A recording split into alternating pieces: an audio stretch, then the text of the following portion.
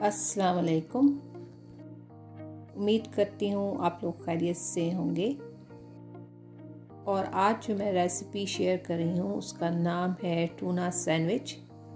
Tuna sandwich बनाने के लिए जो मैंने चीज़ें ली हैं वो ये हैं।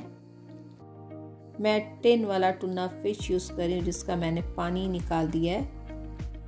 ब्राउन ब्रेड, रेड और green bell pepper, cilantro, parsley, cucumber, pickle, lemon juice, kale, mayonnaise, mustard paste, black pepper, salt और क्रश चिली हम यूज़ करेंगे।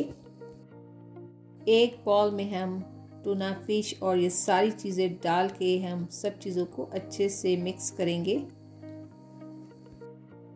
और आप सब चीज़ें अपने हिसाब से कम या ज़्यादा कर सकते हैं इसमें। और बॉयल एग करके भी इसमें हम डाल सकते हैं।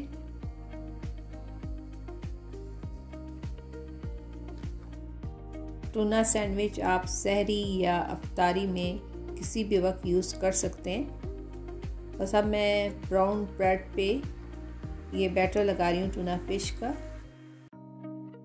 और ये देखें हमारे यमी से टूना फिश रेडी हो गए हैं और कितने कम टाइम में ये बन गया है।